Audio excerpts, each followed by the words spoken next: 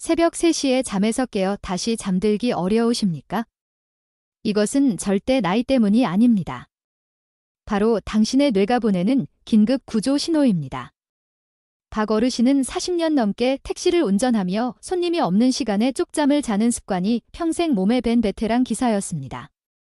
은퇴하면 따뜻한 안방에서 마음껏 푹 잘 수 있을 거라 기대했지만 막상 일을 그만두니 오히려 잠이 사라졌습니다.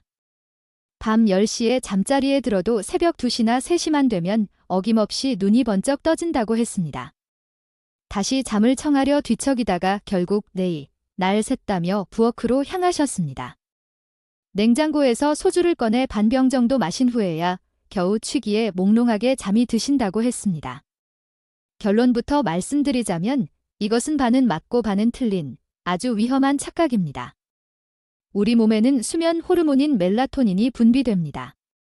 쉽게 말해 잠을 유도하는 수면 연료입니다. 그러나 안타깝게도 이 연료는 나이가 들수록 급격히 감소합니다.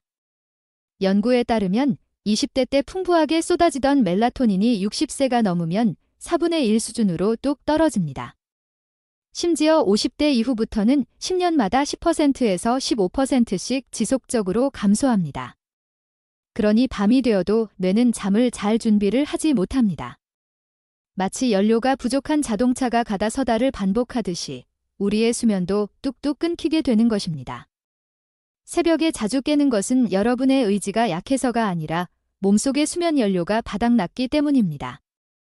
잠이 끊긴 틈, 뇌 속에 무서운 쓰레기가 쌓입니다. 8분의 2. 그런데 여기서 정말 무서운 것은 잠을 못 자는 고통 그 자체가 아닙니다. 바로 잠이 끊어진 그 틈을 타서 우리 뇌 속에 무시무시한 쓰레기가 쌓인다는 사실입니다. 우리가 낮 동안 열심히 생각하고 움직이면 뇌에서는 노폐물이 발생합니다. 마치 자동차가 달릴 때 매연이 나오는 것과 같습니다. 이 노폐물 중에는 베타 아밀로이드라는 아주 독한 물질이 있습니다. 이 물질이 뇌세포 사이에 끈적끈적하게 달라붙으면 뇌세포를 파괴합니다. 이것이 바로 치매의 시작입니다. 건강한 뇌는 밤에 잠을 자는 동안 이 독성 쓰레기를 깨끗하게 씻어냅니다. 하지만 박철수 어르신처럼 새벽에 자주 깨거나 깊은 잠을 주무시지 못하는 분들은 이 청소 작업이 중단됩니다. 쓰레기가 치워지지 않고 뇌 속에 차곡차곡 쌓이는 것입니다. 박 어르신이 잠이 안 온다고 드셨던 소주 한 잔은 당장은 잠을 부르는 것처럼 보이지만 실제로는 뇌를 마취시켜 기절시키는 것에 불과합니다. 뇌가 청소를 하러 나올 틈도 주지 않고 강제로 문을 닫아버리는 것과 같습니다. 결국 박 어르신은 치매라는 무서운 불청객에게 대문을 활짝 열어주고 계셨던 것입니다. 하지만 너무 걱정하지 마십시오. 오늘 제가 알려드릴 방법은 아주 간단합니다. 줄어든 멜라토닌을 다시 채우고 뇌 속의 청소부들을 깨워서 뇌를 20대처럼 깨끗하게 씻어내는 비결이 있습니다. 박철수 어르신도 이 방법을 실천하시고 3주 만에 소주병을 치우셨습니다. 아침에 일어나면 머리가 맑고 개운해서 살 것 같다고 하십니다. 돈 한 푼 들지 않고 집에서 바로 따라할 수 있는 기적 같은 수면 비법을 지금부터 하나씩 풀어드리겠습니다. 뇌가 보내는 구조 신호를 무시하지 마시고 오늘 밤부터 당장 실천해 보십시오. 오늘 영상이 여러분의 건강한 노후를 지키는 소중한 전환점이 되기를 바랍니다. 본격적인 이야기를 시작하기 전에 좋아요 한번 꾹 눌러주시면 제가 영상을 만드는데 큰 힘이 됩니다. 경찰차 비상등 잠을 훔쳐간 진짜 범인을 공개합니다. 8분의 3. 앞서 박철수 어르신의 새벽 기상이 단순 노화가 아닌 뇌의 구조 신호라고 말씀드렸습니다. 이번 파트에서는 어르신이 굳게 믿고 있었던 잘못된 상식을 깨뜨리고 여러분의 잠을 훔쳐간 진짜 범인이 누구인지 명백히 밝혀드리겠습니다. 여러분이 밤잠을 설치는 이유 중에 가장 억울한 오해가 하나 있습니다. 바로 소변 문제입니다. 박철수 어르신도 처음 병원에 오셨을 때 이렇게 하소연하셨습니다. 선생님, 저는 전립선이 안 좋아서 자꾸 오줌이 마렵습니다. 그래서 저녁 6시 이후에는 물 한 모금도 안 마십니다. 입이 바짝바짝 타 들어가도 꼭 참는데 새벽 3시만 되면 어김없이 요의가 느껴져서 깹니다. 비뇨의학과 약을 먹어도 소용이 없습니다. 아마 이 영상을 보시는 많은 분들도 무릎을 치며 공감하실 겁니다. 나이 들면 방광이 약해져서 깨는 거라고 철석같이 믿고 계실 테니까요. 그런데 제가 박 어르신께 드린 말씀은 충격적이었습니다. 어르신을 깨운 건 오줌이 아닙니다. 범인은 목구멍에 숨어 있습니다. 이게 무슨 뚱딴지 같은 소리냐고요? 서울대병원 등 국내 유수의 의료기관 연구에 따르면 야간 빈뇨 때문에 깬다고 생각하는 환자의 절반 이상이 사실은 수면 무호흡증 때문인 것으로 밝혀졌습니다. 쉽게 말해 소변이 마려워서 깬 게 아니라 숨이 막혀서 깬 건데 뇌가 착각을 일으킨 것입니다. 원리는 이렇습니다. 잠을 자다가 기도가 좁아져 숨이 컥 하고 막히면 우리 몸은 비상사태에 돌입합니다. 뇌는 산소가 부족해지니 주인을 살리기 위해 각성 신호를 보냅니다. 자율신경계가 흥분하고 심장은 산소를 공급하기 위해 미친 듯이 펌프질을 합니다. 이때 심장에서는 압력을 낮추기 위해 이뇨 호르몬을 뿜어냅니다. 그러면 콩팥이 갑자기 일하면서 방광에 소변이 급속도로 차게 됩니다. 결국 숨이 막혀서 뇌가 살려달라고 깨운 건데 여러분은 잠에서 깨는 순간 느껴지는 요해 때문에 내가 또 오줌 누려고 깼구나 하고 오해하는 것입니다. 만약 코를 심하게 고시거나 아침에 일어났을 때 입안이 사막처럼 바짝 말라 있다면 범인은 전립선이 아니라 수면 무호흡일 확률이 매우 높습니다. 이걸 모르고 물만 안 드시면 혈액이 끈적해져서 오히려 뇌혈관 건강만 더 나빠집니다. 알약 약봉투 속에 숨어있던 또 다른 범인 8분의 4 박철수 어르신을 괴롭힌 범인은 또 있었습니다. 바로 약봉투 속에 숨어 있었습니다. 어르신은 10년 넘게 고혈압약을 드시고 계셨습니다. 혈압약 성분 중에는 베타 차단제라는 것이 있습니다. 이 약은 심장을 천천히 뛰게 해서 혈압을 낮추는 아주 좋은 약입니다. 하지만 치명적인 단점이 있습니다. 바로 우리 몸에서 멜라토닌이 만들어지는 것까지 차단해 버립니다. 지난 시간에 제가 멜라토닌은 잠을 오게 하는 연료라고 말씀드렸죠. 고혈압약이 연료 공급선을 꽉 막아버린 셈입니다. 이것을 약물 유발성 불면증이라고 합니다. 낮에 먹은 약 기운이 밤까지 남아 잠을 방해하는 것입니다. 박 어르신은 혈압을 잡으려다가 잠을 놓치고 계셨던 겁니다. 혹시 여러분도 혈압약을 드시고 계신다면 처방전을 한번 확인해 보시거나 주치의 선생님과 상의해 보실 필요가 있습니다. 그리고 마지막으로 가장 위험한 행동이 하나 있습니다. 바로 잠이 안 온다고 손쉽게 수면제를 드시는 것입니다. 박 어르신도 동네 의원에서 처방받은 수면제를 한 달 정도 드셨다고 합니다. 약을 먹으면 10분 만에 기절하듯 잠드니까 처음에는 천국이 따로 없다고 생각하셨답니다. 그런데 아침에 일어나면 머리가 깨질 듯이 아프고 점심때까지 멍한 상태가 이어졌습니다. 왜 그럴까요? 수면제는 우리 뇌를 자연스럽게 잠재우는 것이 아닙니다. 야구 방망이로 머리를 쳐서 기절시키는 것과 똑같습니다. 뇌의 스위치를 강제로 내리는 겁니다. 이렇게 잠들면 뇌파가 깊은 수면 단계로 내려가지 못합니다. 겉으로 보기에는 자는 것 같지만 뇌는 밤새도록 얕은 잠에서 허우적거립니다. 피로가 전혀 풀리지 않는 가짜 잠입니다. 더 무서운 건 낙상 사고입니다. 수면제 성분은 근육을 흐물흐물하게 만듭니다. 새벽에 화장실 가려고 비몽사몽 일어나다가 다리에 힘이 풀려 넘어지는 경우가 너무나 많습니다.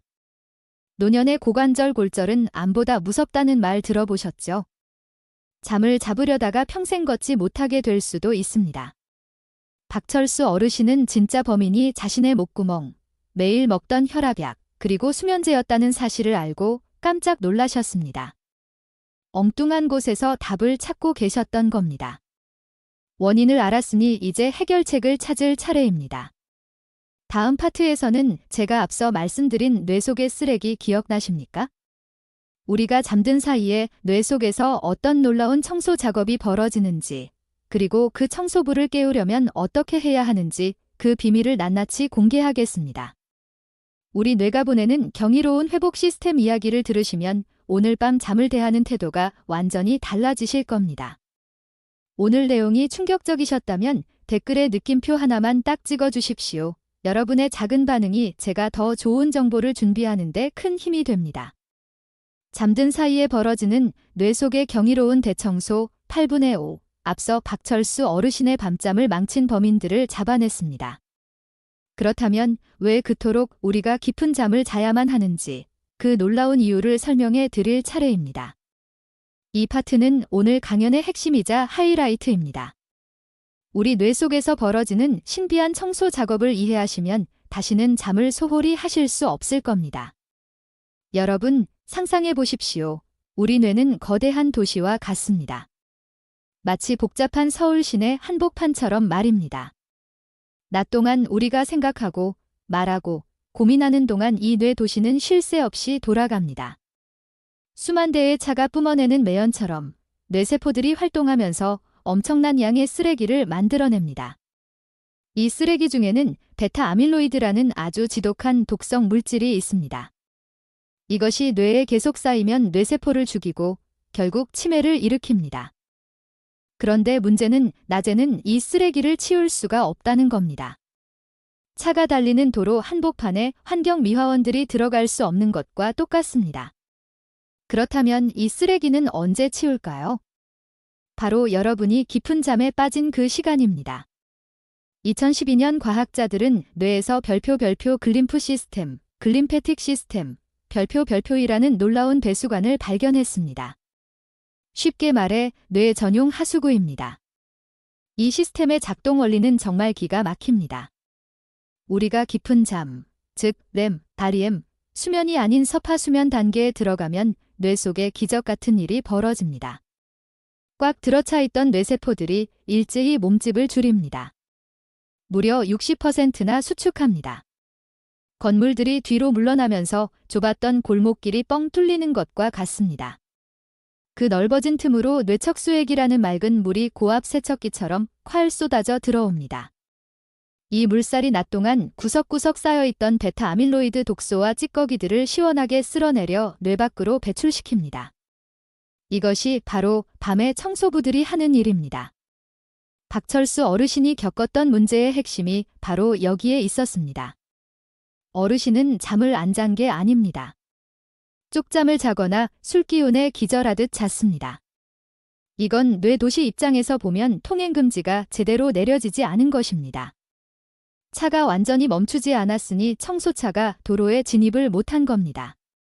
술을 마시고 자면 코를 골며 자는 것 같지만 뇌는 깨어있는 상태와 비슷합니다. 수면제도 마찬가지입니다. 뇌를 강제로 마비시킬 뿐 자연스러운 깊은 잠의 파동을 만들지 못합니다. 결국 박 어르신의 뇌 도시는 매일 밤 쓰레기가 치워지지 않은 채 아침을 맞이했던 것입니다. 그 썩은 쓰레기 더미 속에서 기억력이 떨어지고 머리가 멍해지는 건 너무나 당연한 결과였습니다. 많은 분들이 잠을 줄여서라도 시간을 아껴야 한다고 생각하십니다. 아닙니다. 잠은 시간을 버리는 게 아니라 뇌를 새 것으로 갈아 끼우는 유일한 시간입니다. 하수구가 막힌 집에서 살 수 없듯이 청소가 안 된 뇌로는 건강하게 살 수 없습니다. 박 어르신은 이 설명을 듣고 얼굴이 하얗게 질리셨습니다. 내 머릿속이 쓰레기 매립지가 되고 있었다니 정말 몰랐습니다. 라며 후회하셨습니다. 하지만 늦지 않았다고 말씀드렸습니다. 지금부터라도 청소부들이 일할 수 있게 길만 터주면 됩니다. 그렇다면 어떻게 해야 뇌 도시의 통행을 막고 청소부들을 불러낼 수 있을까요? 약도 필요 없고 큰돈도 들지 않습니다. 우리 몸에 있는 스위치를 딱 3번만 눌러주면 됩니다. 옛날 열쇠 돈 안 드는 3가지 비법, 뇌를 20대처럼 되돌리는 수면 스위치 8분의 6, 이제 이로는 충분합니다. 박철수 어르신이 뇌 도시의 쓰레기를 치우기 위해 실천했던 3가지 비법을 공개합니다. 돈 한 푼 안 들고 침대에 누워서 바로 할 수 있는 방법들입니다. 오늘 밤 여러분의 뇌를 대청소할 준비가 되셨다면 두 눈 크게 뜨고 집중해 주십시오. 박철수 어르신은 제가 알려드린 이 3가지를 매일 밤 의식처럼 행하셨습니다. 1. 정지표시 뇌의 브레이크 페달을 밟는 풍지혈지압. 여러분, 운전하다가 차를 멈추려면 어떻게 합니까? 브레이크를 밟아야죠. 우리 몸에도 흥분한 뇌를 즉시 멈추게 하는 브레이크 버튼이 있습니다. 바로 귀 뒤에 있는 풍지혈입니다. 지금 저를 따라 해보십시오. 손을 귀 뒤로 가져가서 귓불 바로 뒤에 튀어나온 뼈를 찾아보세요. 그 뼈 바로 아래에 약간 오목하게 들어간 곳이 만져질 겁니다. 거기가 바로 풍지혈입니다. 이곳을 엄지손가락으로 꾹 눌러보십시오. 약간 뻐근하면서도 시원한 느낌이 드신다면 제대로 찾으신 겁니다. 자기 전에 침대에 누워서 이 풍지혈을 10초 동안 지그시 눌러주십시오. 이것을 5번만 반복하세요. 이 자리를 누르면 우리 몸의 이완을 담당하는 미주신경이 자극됩니다. 마치 달리는 자동차의 시동을 끄는 것처럼 쿵쾅거리던 심장이 차분해지고 곤두선 신경이 순식간에 느슨해집니다. 박 어르신은 이 지압만 해도 뒷목이 풀리면서 스르륵 눈이 감긴다고 하셨습니다. 부드러운 바람은 뇌에게 영업 종료 신호를 보내는 호흡법과 수면 호르몬 예약 8분의 7. 이 뇌에게 영업 종료 신호를 보내는 478 호흡법. 뇌는 바보라서 우리가 숨 쉬는 것만 바꿔줘도 이제 잘 시간이구나 하고 쏘가 넘어갑니다. 방법은 아주 간단합니다. 4초 동안 입을 다물고 코로 숨을 들이마십니다. 하나, 둘, 셋, 넷, 그 다음 숨을 멈추고 7초를 버팁니다. 마지막으로 입으로 후 하고 소리 내며 8초 동안 천천히 내뱉습니다. 하나, 둘, 셋, 넷, 다섯, 여섯, 일곱, 여덟. 이 호흡의 핵심은 8초 동안 길게 내뱉는 날숨에 있습니다.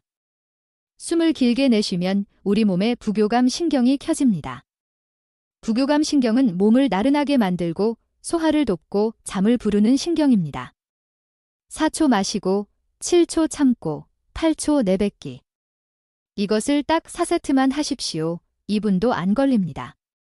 박 어르신은 처음에 숨 참는 게 힘들다고 하셨지만 3일 정도 하시더니 이제는 이거 하다가 중간에 잠들어 버린다고 웃으셨습니다.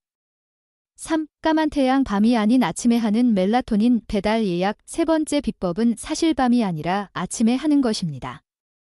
바로 멜라토닌 배달 예약하기입니다. 이게 무슨 소리냐고요? 여러분, 우리가 밤에 잠을 자게 해주는 멜라토닌 호르몬은 밤에 뚝딱 만들어지는 게 아닙니다. 아침에 예약 주문을 넣어야 밤에 배달이 옵니다. 그 예약 주문서가 바로 아침 햇빛입니다. 아침에 눈을 뜨자마자 밖으로 나가서 15분만 햇빛을 쬐십시오. 빛이 눈으로 들어오면 뇌 속의 타이머가 작동합니다. 지금 주인님이 기상했구나. 그럼 지금부터 15시간 뒤에 수면 호르몬을 분비해야지 하고 예약을 걸어둡니다. 아침 7시에 산책을 하면 밤 10시에 정확히 졸음이 쏟아지게 되어 있습니다. 박철수 어르신은 이걸 몰라서 그동안 아침에 커튼 치고 늦잠을 주무셨던 겁니다. 그러니 밤에 멜라토닌이 안 나와서 잠이 안 왔던 거죠. 이제 어르신은 아침 식사 전에 무조건 동네 한 바퀴를 도십니다. 비가 오는 날이라도 나가십니다. 구름을 뚫고 들어오는 빛만으로도 충분하니까요. 정리해 보겠습니다. 아침에는 15분 산책으로 수면 호르몬을 예약합니다.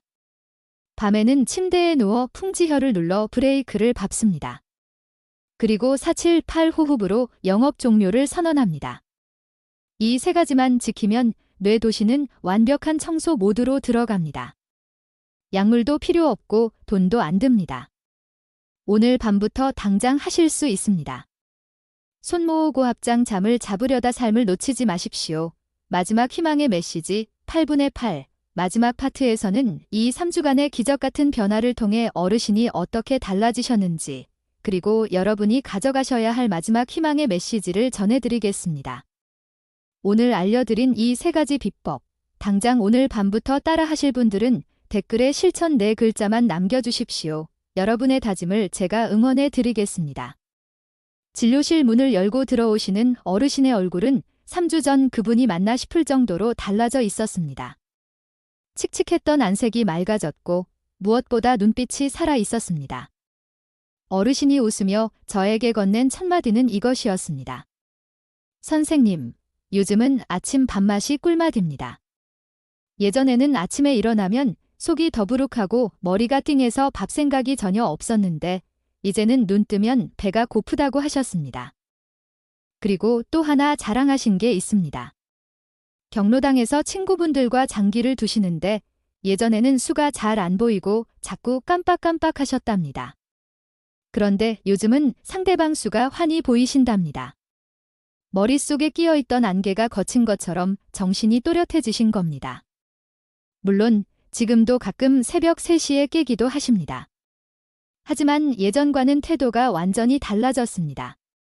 예전에는 또 깼구나 하고 화를 내며 소주를 찾았지만 지금은 뇌가 잠깐 쉬는구나 하고 편안하게 받아들이십니다. 그리고 침대에서 풍지혈을 꾹꾹 누르고 호흡을 가다듬으면 금세 다시 깊은 잠으로 빠져듭니다. 잠을 두려워하던 공포가 사라진 것, 이것이 가장 큰 변화였습니다.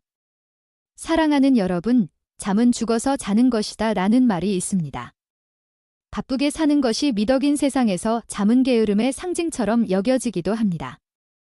하지만 저는 여러분께 단호하게 말씀드립니다. 잠은 죽어서 쉬기 위해 자는 것이 아닙니다. 내일 더 잘 살기 위해서 자는 겁니다. 우리가 잠든 그 깜깜한 밤은 뇌가 문을 닫고 쉬는 시간이 아닙니다.